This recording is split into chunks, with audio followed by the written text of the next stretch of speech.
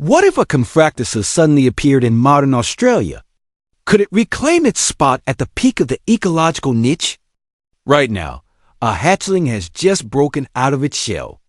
It is only 30 centimeters long. Almost every living thing in this river wants to eat it. Not far away, a massive creature is staring intently at the nest. That is its mother, a saltwater crocodile measuring 3.5 meters long. The mother croc guarded this clutch of eggs for 3 whole months. But she doesn't know that this hatchling is no ordinary little crocodile. It is a Cretaceous, a prehistoric behemoth that vanished from the earth 75 million years ago. At birth, it looked almost identical to its brothers and sisters, just as small, just as weak, and just as desperate to crawl into the water. The differences will gradually reveal themselves later on. But right now, the little Cretaceous has only one goal: to survive. The first mortal enemy it encounters is not a bird nor a lizard, but another crocodile. In the deep water zone 50 meters downstream, a 6-meter-long male saltwater crocodile holds territory. The mother croc built her nest at the edge of his territory, thinking she could stay close to deep water while still protecting her babies. But she was wrong. In the genes of a male saltwater crocodile, there's no concept of fatherhood. They never provide for their offspring, nor do they even recognize them. In his eyes, the little crocodiles are just a bunch of moving protein. That 6-meter-long apex predator leisurely glides into the shallows. Within 10 seconds, caking one with every bite, he swallows 3 of the Cretaceous siblings as effortlessly as eating snacks. The mother croc roars with fury behind him, but it is completely useless. Out of 40 hatchlings, only 15 are left alive. The remaining ones will also be snatched by herons and egrets, or eaten by monitor lizards. This is the norm of nature. Out of a clutch of 50 crocodile eggs, often only one makes it to adulthood. This little Cretaceous has learned the first lesson of its life. In this river, there are many monsters that can easily eat it. For its first year, it does only one thing: avoid being spotted by that male croc. It has figured out the male croc's routine. He patrols once every morning and every dusk. The moment the male croc swims, it immediately freezes and hides, concealing itself into invisibility. Yet its siblings are still hunted down one by one. By the end of the wet season, out of the 40 eggs, it is the only one left alive. Even more bizarrely, it doesn't look like a normal crocodile at all. Normal crocodiles hatched in the same batch would typically be around 1 meter long, but it has grown straight to 1.5 meters. Its skull is wider and more massive, as if several extra layers of bone were piled on. Its teeth are thick and blunt, unlike the needle-like teeth of ordinary crocodiles. They are naturally designed for crushing bones. It is no longer a saltwater crocodile. It is changing back into a true Cretaceous. There is no upper limit to its growth rate. It gets bigger every week. Its appetite and territorial needs are skyrocketing insanely. The tree roots that once hid its entire body can now barely fit half of its length. That male croc who ate its brothers and sisters has also noticed it. The male croc hasn't made a move yet, but he keeps staring at it from the deep water. It's too big to be easy prey, yet too small to pose a threat. This kind of in-between anomaly makes the crocodile instinctively uneasy. Once the dry season arrives, everything spirals completely out of control. Australia doesn't have 4 distinct seasons, only the wet season and the dry season. The river water is shrinking rapidly. A 50-meter-wide river channel has shrunk into a 10-meter-wide mud pit. All the animals are crowded into the last few water sources. That 6-meter male croc has monopolized the deepest pool. This Cretaceous has no choice but to squeeze into the shallowest mud. By September, it grows even more desperate. The water pool is only a few meters wide. With nowhere to hide, It is so close to the male croc that they could run into each other within seconds. By this time, the little Cretaceous has grown to 2 meters, and it is still growing rapidly. Many crocodiles dry up and die, their carcasses cracking open on the mudflats. Fortunately, it survived. As if it had been waiting for 75 million years, it patiently waited out the rain. A torrential downpour streams down. The river water swells and all things revive. The little Cretaceous emerges from the mud, measuring nearly 2 meters long. This is a size that a 1-year-old crocodile in these waters has never achieved before. 3 years pass, and it has grown to 4 meters. Saltwater crocodiles of the same age, even with good luck, would only be around 2.5 meters. It leaves them completely in the dust. Now, when it swims into the deep water zone, the other crocodiles automatically make way. The old tyrant is still there, but it is no longer afraid of him. At 10 years old, its body length reaches 6 meters. The final showdown has finally come. The location is the deep pool in the river bend where the male croc ate its siblings all those years ago. That is the hunting ground the male croc has guarded for 12 years, a mandatory crossing point for water buffaloes. Its appearance there is no accident. For months, it has been gradually encroaching on the male croc's territory, seizing ground inch by inch. The male croc kept retreating, hoping it would stop, but it wouldn't. That morning, the male croc saw that it had occupied his pool, and for the first time, he did not run. The male croc turned and charged straight toward it. The king of these waters for 12 years would not surrender without a fight.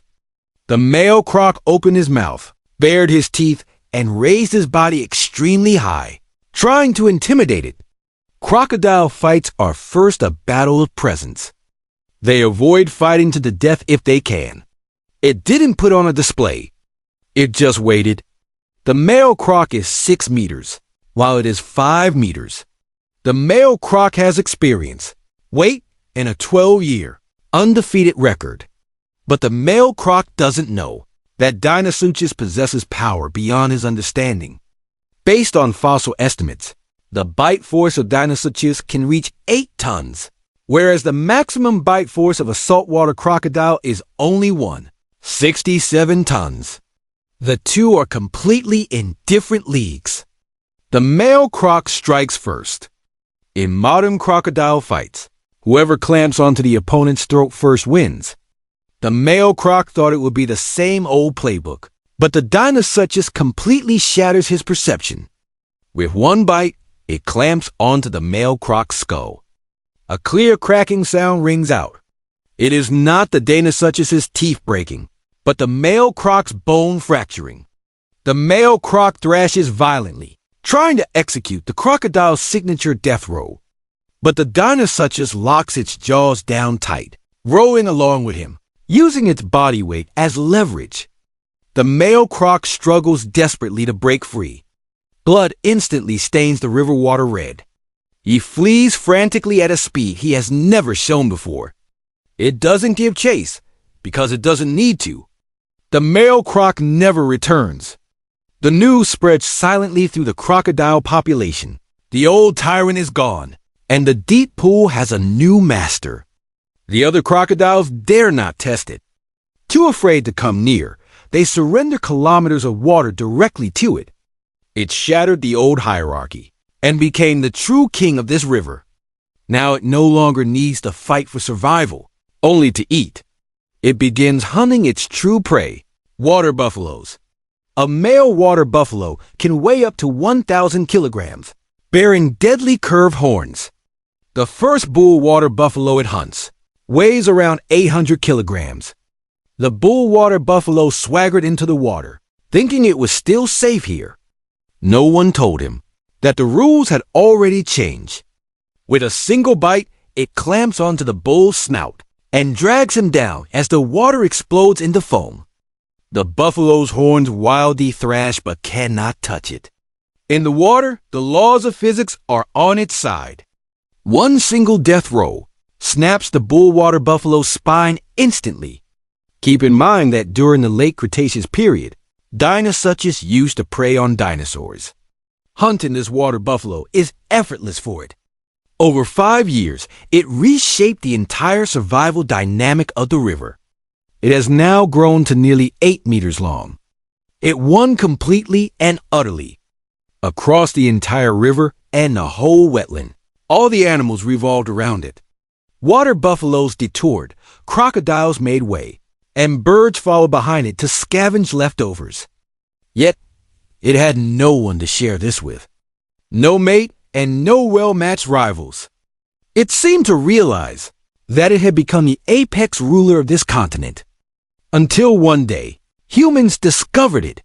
Are dinosaurs just losers who were wiped out by a meteorite strike? We all know that Earth's history has experienced a total of 5 mass extinctions. They are the Ordovician, Devonian, Permian, Triassic, and Cretaceous. And right now, the common public perception is that dinosaurs only went through the one mass extinction in the Cretaceous. But that is not the case. 200 million years ago, they also endured an even greater extinction event. That catastrophe was more prolonged and brutal than a meteorite impact, and it came very close to completely resetting all life on Earth. This was the Triassic-Jurassic mass extinction. During that period, dinosaurs were not yet the main characters on Earth. The entire globe had only one supercontinent, called Pangaea. All land masses were connected together, and the climate was extreme with year-round droughts. The wet and dry seasons were distinct, and high temperatures were commonplace. At that time, the true rulers on land were a group of monsters called Deinosuchus. They and the dinosaurs both belonged to the archosaurs, but they looked much fiercer. Their bodies were larger, skulls more robust, and mouths full of sharp, serrated teeth. They were natural apex predators, such as the famous Prehistoric and Deinosuchus. Among them, Deinosuchus was even the largest non-dinosaur terrestrial predator in Earth's history. Some of them ran wildly on 4 legs, while others stood upright on 2 legs. Their appearances highly resembled dinosaurs, but this was not due to a close genetic relationship. It was merely convergent evolution. Simply put, different species developed similar traits in order to adapt to their environments, just like dolphins and sharks, which are not related, but both evolved to be suited for swimming. At that time, there was also a group of herbivorous Deinosuchus called Stringosaurus. Standing up, they looked almost identical to large theropod dinosaurs, and they might have been the largest bipedal non-dinosaur animals in Earth's history. Aside from the Deinosuchus, there was another major ruler in the water, phytosaurs. They looked almost identical to modern crocodiles, semi-aquatic, ambush hunting with mouths full of sharp teeth. Under the rule of Deinosuchus and phytosaurs, this is also a classic example of convergent evolution. There were also giant amphibians on land, with Dicynodonts and Metaposaurids roaming everywhere. The oceans were even more bustling, packed with all kinds of fish schools, ichthyosaurs, early plesiosaurs, cephalopods, and various bizarre marine reptiles, crowding the entire ocean. And it was in such a fiercely competitive world that dinosaurs quietly survived for over 30 million years. From tiny, small-sized creatures, they slowly evolved into 2 major branches, saurischians and ornithischians. Ornithopod dinosaurs would still have to wait a while before appearing. By the late Triassic, dinosaurs had already spread across the globe. On the splitting supercontinent of Pangaea, there were at least a dozen different genera. For instance, the extremely numerous and highly drought-adapted Coelophasis was one of the most successful dinosaurs at the time, though its size was not large. Of course, dinosaurs were also attempting to get bigger. For example, Camelotia could reach a body length of 10 meters and a weight of nearly 4 tons, which was about as heavy as a small to medium Asian elephant. It was one of the largest dinosaurs of the Triassic period. The Britain of that time was not yet an island. but just a patch of land on Pangaea. No one could have imagined that beneath the calm surface, a super disaster, capable of rewriting the entire history of life on Earth, was already brewing underground. Many people think that it was the splitting of Pangaea that caused the mass extinction. The answer is both yes and no. Continental drift was merely the trigger. The real killer was hidden right in the center of Pangaea, a supergeological structure, the Central Atlantic Magmatic Province, abbreviated as CAMP. How did scientists discover it? They found massive volcanic rock layers with highly similar compositions across Europe, North America, South America, and Africa, continents that are separated today by vast, boundless oceans.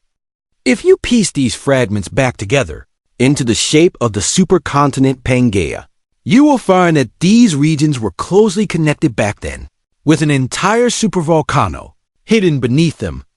As Pangaea began to rift and tear apart, this supervolcano erupted completely, directly triggering the mass extinction at the end of the Triassic. The last time a volcanic extinction was this terrifying was the Permian mass extinction, the most tragic event in Earth's history.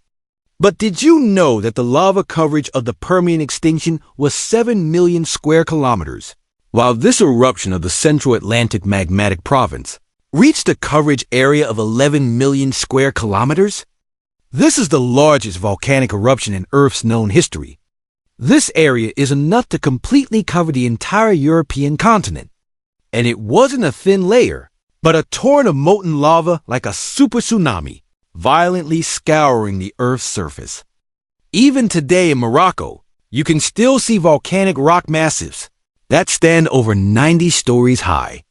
Scientists estimate that the total volume of lava spewed by this eruption equivalent to 1,500 Mount Everest piled together. What's even more terrifying is that this was not a one-time blast. The entire eruption process lasted for 600,000 years, divided into 4 distinct phases, hit after hit, repeatedly tormenting the Earth, without giving any form of life a chance to breathe. The scalding molten lava was just the beginning of the catastrophe. Vast amounts of volcanic gases and ash shot straight into the sky, blotting out the entire heavens. With sunlight unable to penetrate to the ground, the globe instantly entered a volcanic winter. Plants died off in massive quantities, and the food chain collapsed directly from its very foundation. But after the brief cold period came an even more frightening extreme heat. The massive amounts of carbon dioxide belched by the volcanoes caused atmospheric carbon dioxide concentrations at the time to surge to a peak in Earth's history. Temperatures in some regions skyrocketed by 10 degrees Celsius, meaning a place like modern-day Spain instantly turned into a hot, humid purgatory, resembling the Congo Basin. At the same time, the frequency of thunderstorms and lightning increased fivefold. Global wildfires spread everywhere, leaving behind dense traces of charcoal in the geological layers. The soil completely degraded, and the entire plant ecosystem collapsed thoroughly. Even more lethal than the high temperatures was mercury poisoning. The highly toxic element mercury spewed by the volcanoes covered the globe, destroying the DNA of plant spores.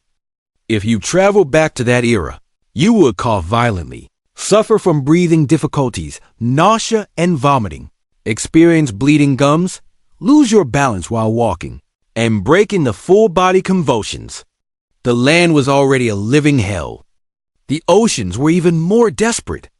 Vast marine areas experienced anoxia, causing marine life to suffocate and die directly. At the same time, severe ocean acidification occurred, wiping out 96% of corals. Almost all organisms with calcium carbonate shells were practically annihilated. By the time this prolonged catastrophe ended and the Earth entered the Jurassic period, roughly 80% of the species on Earth had vanished completely.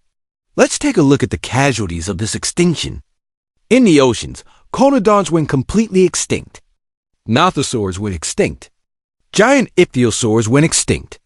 Plankton suffered a devastating blow, and ammonites came very close to exiting the stage entirely. On land, nearly 73% of plant species went extinct. Almost all trees disappeared, with only some seed ferns managing to scrape through. Large amphibians were completely crippled from then on, never able to return to their peak. Almost all pseudotsuchians went extinct. The once dominant Rauisuchidae vanished completely. Phytosaurs, metaposaurs, trilophosaurs, and clevosaurs all exited the stage of history. In terms of the proportion of species wiped out, the end Triassic mass extinction is the third deadliest mass extinction in Earth's history, proving much more severe than the Devonian extinction and the Cretaceous asteroid impact. One group emerged almost completely unscathed. That's right, it was the dinosaurs. They both belonged to the archosaurs, ranging in sizes from large to small. Yet miraculously, every single member survived. Don't you find that strange? Later on, a single asteroid was enough to wipe out the dinosaurs. Why is it that during this supervolcanic cataclysm that lasted 600,000 years, they managed to hold their ground instead? Paleontologists have studied this for many years and summarized three mainstream reasons. First, early dinosaurs were very likely already covered in feathers and possessed warm-blooded capabilities. Faced with the drastic temperature drops of the volcanic winter, they had a natural layer of insulation. On the other hand, cold-blooded animals like the pseudotsuchians completely succumbed to the extreme temperature differences. Second, most pseudotsuchians were highly specialized, only eating specific types of food. The moment the environment shifted, their food supply was cut off. Dinosaurs were generalist survivalists. They could eat anything, giving them a much higher probability of survival in desperate situations. Third, dinosaurs back then were mostly concentrated in the southern hemisphere, even including the Antarctic region. Pseudotsuchians were few in number in these places, which happened to shield them from the most violent impacts of the volcanic eruptions. No matter what the reasons were, the final results are ironclad. The dinosaurs survived, and they took over a brand new empty world. The disaster cleared out all of their competitors, allowing dinosaurs to rapidly become the most dominant animals on Earth, officially launching a dinosaur dynasty that would last for over 100 million years. It could be said that if it weren't for this mass extinction, the later giant sauropods, Tyrannosaurus rex, Triceratops, and Velociraptors, might very well have never appeared at all. It was this very doomsday that forged the golden age of dinosaurs.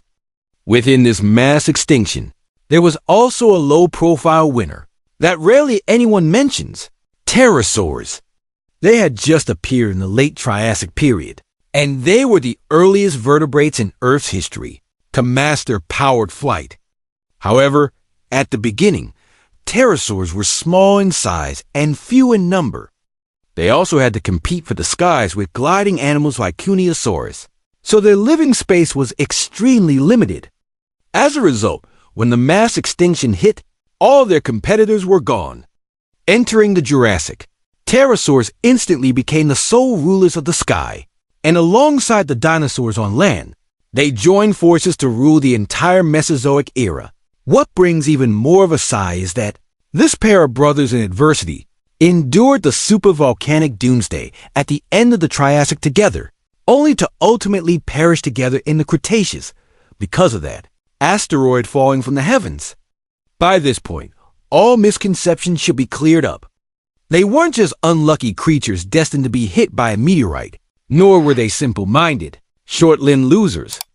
Instead, they crawled out of a genuine, hell-level catastrophe, legendary life forms that truly and undeniably ruled the Earth.